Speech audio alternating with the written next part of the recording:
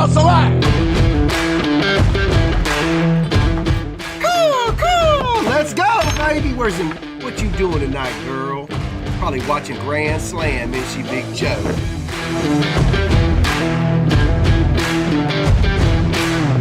Holy shit. Here you go. Holy shit. Wow. Yo, Clint. What? I'm gonna need a magnetic. 180.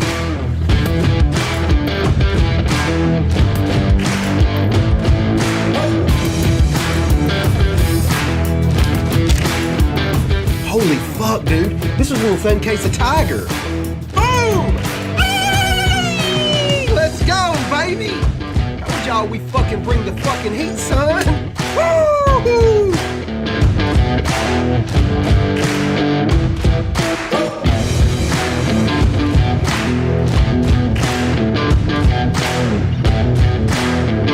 Oh shit! There it is! Oh my god! The fucking bomb! Get some, motherfucker! Let's go! Let's go! Let's go!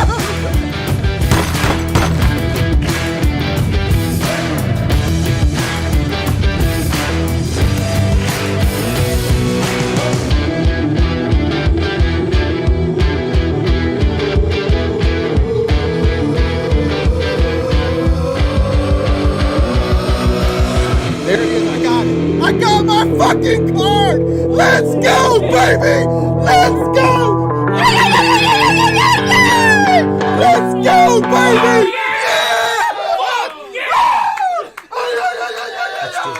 Yes, baby! Told you we can do it! Let's go, baby! Boom! What up, what up, what up? Hope everybody's doing good. I wanted to go over a couple things because I know this is coming from the nation because a lot of you guys have been building your, I guess, call it bankroll, call it whatever you want. I'm used to calling it that from when I used to deal cards at high-end poker games. It was pretty wild. It's got some good stories for y'all one day. When all this shit ends, I'll tell you about some of them. I noticed there's some of you guys are starting to take some cracks at the big cards. And I think it's more important in that area than any to make sure that you're also buying the card, not just what the holder says, because the ones that have FU money, they don't care about the money. They care about being the only one who has, the whatever, the Josh Allen 4-color RPA perfect. There's only one. A good example is the Aaron Rodgers. I pulled this one out because most of them are 9 autos. So when you have a 10 auto, it brings a huge premium. And that card's not like massive now, but it's like, don't go for value. Don't think that a faded Kobe autograph on an exquisite card is going to bring like amazing money. Like I saw a card on eBay the other day and I was like, man, I wouldn't even want this fucking card. But I mean, it's going to go probably for $75,000 or something. But I want to show you kind of what I'm talking about if I can find it. It's a Jordan LeBron duel. Let me see. Should pop. Yeah, there. Jordan Kobe. Like, look at this card. See if I can get it. It's not bad. It's bad on my phone. Go check it out. But you can kind of see that it's starting to turn navy and fade a little bit on this, huge piece, investment. And that's what these are. When you get cards like Kobe LeBron duels and Jordan LeBron duels and triples and quads, and there's only, 10 or a handful of those. If you have one with a bold signature that you paid the same comp, like there's huge money to be made. There's what I'm trying to say. If you use this comp at your local card show, some dude had it, and this card goes for $35,700. If you're able to find one that's got a good signature and say, well, hey man, it went for $35,700, I'll give you $35,700. You're about to make a huge lick. As long as the market's the way it is now, all things going on right now. But what I mean is the wealthy cat may not even want this card.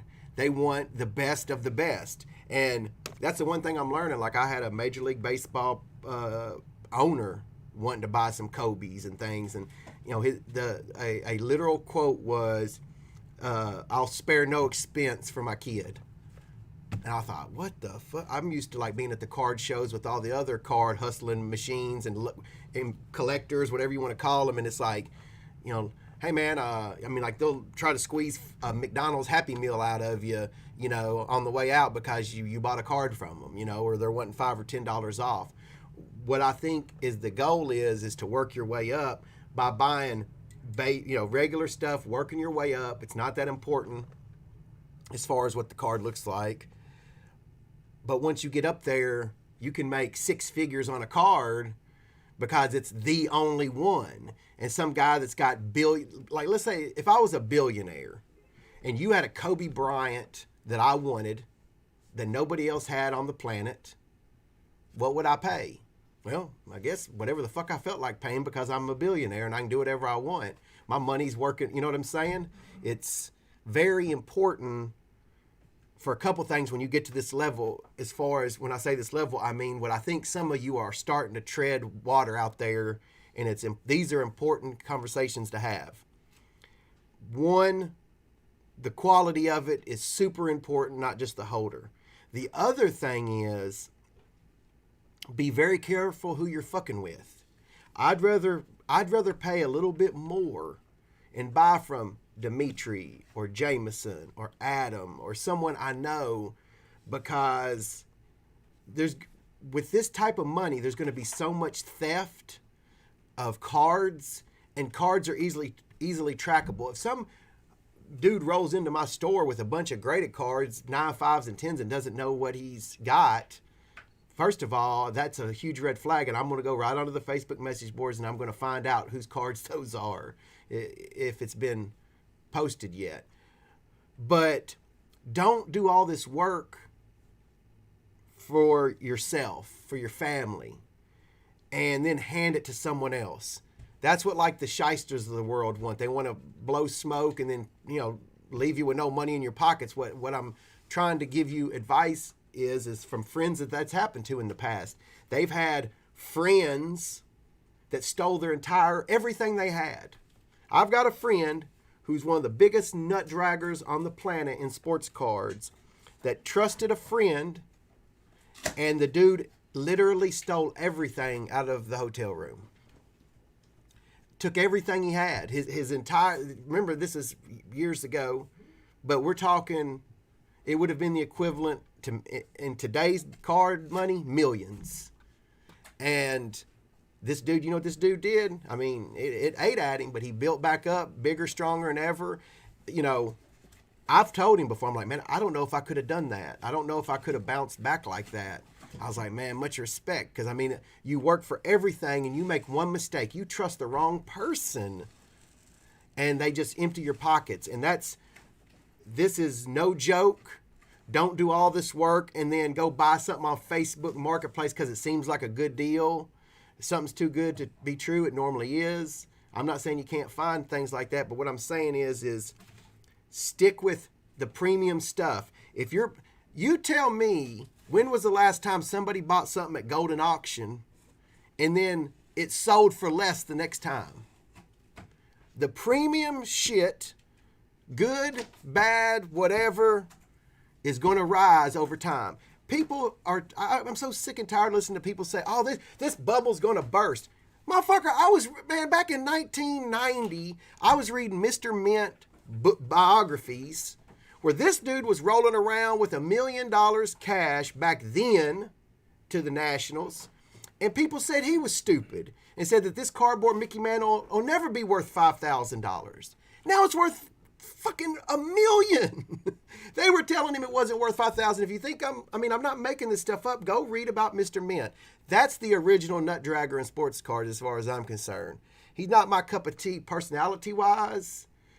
I mean, I talked to him, several times. I didn't care for him. But just because I don't care for you doesn't mean I don't show respect where it's due. And this dude, he saw things that other people couldn't see, and I'm not saying he knew that they were going to be $5 million, but he didn't go with the popular opinion. There's so many sheep out there that it was what I'm trying to say, it was mind blowing back then that a Mickey Mantle 52 was, let's say, 10,000, and now it's worth $1 million. So just because somebody says it so doesn't make it so. You know what I'm saying? Like, I don't know what's going to happen in the future or whatnot, but what I'm saying is I'm getting off track here a little bit. I noticed that some of our customers have worked their way up to buying bigger cards, and when I consider bigger cards, $10,000, $20,000 cards. Well, they're going to do that for a little while, and then they're going to take that next step into those 75s, 50s, 100s. Don't blow it. Take your time. Just like me, like myself, like I'm not comfortable walking around the airports with, $150,000 at the National the last couple of years. It's uncomfortable. But that's what people want, man. You have to weigh the risks with the rewards. Are you willing to run the risk of carrying that kind of cash and running into problems, setting it down at the airport? All these things, that's up to you. But I want to get to the point where I'm rolling around with millions of dollars in cash and it's just like, hey man, that's just the way it is. That's how we do it.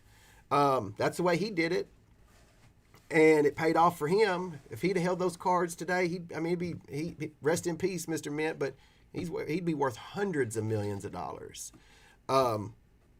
And I don't want to see you guys. Very few people could do what my buddy did, lose it all, bounce back, and then go further than even me or him ever thought he could go. You don't want to lose that momentum. You know what I'm saying? When you've worked hard, you're proud of yourself. Another thing that's going to be coming down the pike, when I'm talking about quality of the card, like it matters what the card looks like on the inside. Not only that, but because if a card looks like an 8 and it's in a 10 holder, hell, it might be an 8. In the next year, you are going to see this industry flooded, I would say, with attempts at putting 8s in 10 holders. That's going to be the thing. They're not going to put fake cards in there, just like they're doing at BGS now with the fake holder with Beckett. They're going to put real cards in there. I've seen PSA fake Jordans in PSA holders. If you don't know what you're doing with the Jordan, there's so much information with a Google search, fellas. I mean, you're just being lazy. If you don't need me or anybody else telling you any of that. You need to take your own time and hop on Google and do a 10-minute search, and you'll know how to tell whether a Jordan rookie is real. But just because it's in a PSA holder or a Beckett holder does not mean it's a legit, and it does not mean it's the actual grade. So you need to be on it and know what the hell you're doing. Right now with the PSA surge, like any Tom, Dick, and Harry, can go buy a card for big money, and a week later, you can buy a Kobe Bryant last week for $5,000, and it's worth $10,000 today. You are not smart because that happened. Like, people act like that's luck. Like, just like me, it's luck. I'm not saying that I knew this or knew that. It's just because you had success in the past doesn't mean that it's just going to keep rolling, and you need to listen to somebody who bought a card last week that doubled. Everybody who bought that card, it doubled. You understand what I'm saying? Like, you got to put in the work yourself and learn some of this stuff, or somebody along the way is going to literally scalp your ass. It'll be a scammer. It'll be a friend. It'll be your good card buddy who's brought you into the business. And, he'll man, when it comes to money, I'm just telling you, don't do it, man, because this is an opportunity for all of us. This is the thing that I'm the most excited about, is that this moment is in an industry that I love, which is sports cards, but it's anybody's allowed. This isn't the top 1%. This isn't insider trading at Wall Street where only the rich get richer. This is where any of us, if you drop your balls and either put some work in to get started or have built up your collection, this is your moment, man, where you can do some things that your parents never thought were possible for you. Your all that. It's there. It's right there. I see that, and it's like, man, it's so exciting for me to see some of my customers that I've known for years, and they'll come into the store and I'm like, hey man, do you still have that Jordan 8 rookie I sold you? Yeah. Hey man, it's like 25,000 right now. they're like shitting their pants. They're like, what? They paid like $1,500 for it. It's like, man, that's a beautiful, beautiful thing. Other thing is too, baby, always, like I told y'all the other day, cash in. Who told you to hold lottery tickets, until the time has expired? Who wants $1 million scratch-off ticket past the expiration date? Don't get caught up in, if you're trying to be that guy that sells it at the absolute apex just so you can be right or whatever, you're going to lose. 99% of the time, you're going to be wrong. You're going to leave. You're not going to do it that way. It's not going to work out just perfectly. I've sold every Kobe I've sold. They've went up. So what? Like, you got to keep it all in perspective, guys. It's all fear, like we talked about before. Fear, fear, fear, fear. I'm afraid I'm going to lose out. I'm afraid Kobe's going to go up. I'm afraid Jordan's going to go up. And they're going to go up. History tells us they are. But that doesn't mean you can't take that 10,000 and outpace the rise of that card, right? Like we talked about that. Anyway, it's coming soon. Our customers are going to be sending cards into golden auction. You want the best of the best if you want those crazy numbers. It's just, anybody knows that. Like, just think about it. What you want to do is put yourself in that person's position. If you own the Cincinnati Reds, say you own the New England Patriots, and you wanted to buy your kid a Kobe Bryant Topps Chrome Refractor PSA 10, you're going to go buy the very best one available, period. It doesn't matter. It's like $10 to us. That's where you got to get. If you want to really crack this thing open, that's where you got to get. You got to get to where you're fucking with those people. That's where the glory hole is. You know what I'm saying? It is what it is, Other than that, man, that's really all I wanted to talk to you about. Was I want to make sure you don't get stuck and don't get starstruck. Fuck. Who cares if fucking... I've learned that mistake. I don't give a fuck if Gary V wants my card or anybody else. It's all green. Don't do that. That's a mistake I made. I've never even told any of y'all that. True story. One of the biggest mistakes I made in cards. I got a good one for y'all's ass. Y'all ready for this? Me and Gary V are doing a deal. Y'all don't even know. I don't even know if y'all know I've ever sold him cards. We're doing a deal. This was before Gary blew up on the card scene. He was massive in motivational speaking. He was like a dude that I really appreciate his positivity and trying to lift people up. That's my thing in life. If you've had a come up and you're trying to kick people down, it's like, damn, what's wrong with you, man? Like, it's a feeling when you're at peace, you want other people to be at peace. And that he's that way, man. What I'm about to say to you is no indictment on Gary V at all. Gary V did exactly what I would have tried on the flip and was just smart, But we were working on a deal on a card, and we were $1,000 off on the price. And at that time, this was probably 2018. I don't know, about the time that I was on his podcast. So whenever that was. And he's like, I tell you what, if you sell it to me for X, that price, I'll give you a shout out on Twitter. You have no idea how valuable a retweet from my page is. It's like, I have 2 million followers, yada, yada, yada. Well, first of all, I had no idea if he's right or not, because I'd never, I didn't know if it was worth $1,000 or not. So, of course, I like Gary V. So he had that going for him. I liked him. So I was like, all right, fuck it. So I did it. That card that I sold him has probably went up from the dollar price that he bought it. It's went up like 25x on thousands of dollars. 25x on that one card. 20 to 25x. I literally, he posted a shout out. Y'all can find that shit somewhere. Go look and see. There's like 3 people who liked it. I had two followers added for that move. You know what I'm saying? Like, hell, I didn't know, but I was starstruck. I didn't know what the fuck I was doing. I didn't know. I love marketing. I love trying to figure out, well, does this work? A tweet now from Gary V, as thick as he is into cards, would be valuable. But then It wasn't worth two shits. I wouldn't have paid $5 for it. I'm just telling you. Don't get starstruck. They're your cards. Sell them for what they're worth. Sob stories. Let me tell you something else. I'm throwing the whole book at you today. People will come into your store. People will come into you at the card shows. People will come into you as your friend. Hey, I collect Kobe. Man, whether Nate sells a Kobe Bryant card ever, there's someone in his family that's going to sell that card at some point. Collectors, they use that. It's a weakness in negotiation. I'm a collector. I asked my friends, I didn't say, I collect Kobe. I want this. I would just be like, how much do you want for it? But what I mean is don't get sucked up into that. This is your moment. Your choices have ripples. And I can tell you, I don't mind at all telling you all my fuck ups. I don't care. I don't know why everybody's got these egos that don't want to tell the fucking truth. Like, what's wrong with the fucking truth?